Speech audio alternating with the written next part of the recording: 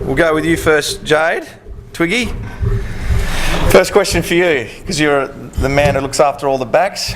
I don't know much about backs, so I had to get someone to ask the questions for me, write them down here for me. Cole Garland, despite him being injured, what impact has he been able to have on the group as a whole? Can we expect to see him back really soon? Yeah, his injury was particularly disappointing because he was progressing. He had a pretty severe ankle injury late last year, and the decision was to give him plenty of time just to rest it because it was predominantly a bone bruising issue. He presented back at the start of pre-season progressing slowly and not at the rate that he or we would have hoped, and ended up had to have surgical intervention in January. He had bone spurs on his ankle which had fractured in his foot, so that set him back. He's been back training for about a month now, and based upon all the data we have for GPS which tracks the guy's training movements and speed and general load, it's suggested he's ready to go. So he's just got a couple of little hurdles he just has to jump over before he's back playing. I dare say around 6 to 8 we'd see him back in the senior side. Alex Giorgio is a new player that we like a lot. He's been fantastic since he started, very level-headed. I know he's a mature age recruit, but you'd be very, very happy with him down back? Yeah, I've been particularly pleased with Alex. I was really concerned when he first came to the club. I thought he was going to do my head in. He's very highly strung and he's a really intelligent guy. He's an engineer by trade, so he was building highways and freeways in Adelaide before he got drafted, and he's taken a fair haircut in pay to come and play AFL footy. But my first dealings with him the first 2 weeks, because he was so used to structure and knowing what he was about to do, he was asking a lot of questions which I thought, I'm going to go insane with this bloke. But once he's actually found his place and realised that he's good enough for AFL and realised that he now knows what it looks like, he's one of the best players to coach. He's very tough. He's very task orientated. We're going to give him John Patton today, and he's only probably about your height, Robbo. He's about 192, but he plays well above his height. So been wrapped with what he's been able to do so far. Now, we're not into bashing blokes that aren't around to rebuttal, but yeah, but we will. No. You've been around the club for 3 years now. Just talk to me about the differences in the club now. Obviously, Paul Roo's a fantastic sign in the Melbourne Football Club. We're all very, very excited. We're setting the club up now. It's different to what it was a couple of years ago, I'd imagine. Can you talk to us about that?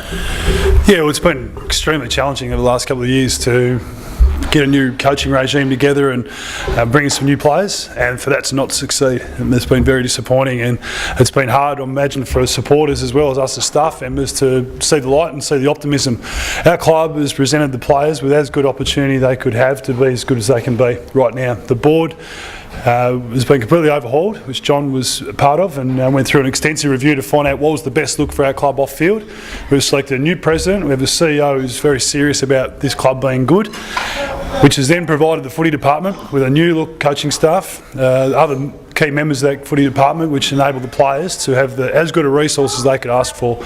At the risk of sounding like we're trying to wipe our hands of responsibility, our players, is fair and square onto them to start taking some ownership of this footy club. I'm sick of losing, I can guarantee you that. I'm sure you guys are sick of just rocking up to games hoping that we can have a go and have a try. I didn't try hardest.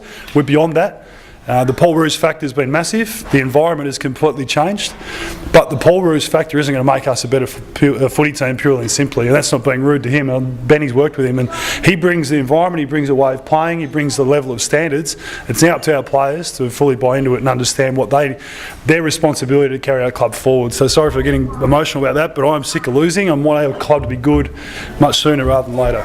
Go on here, mate.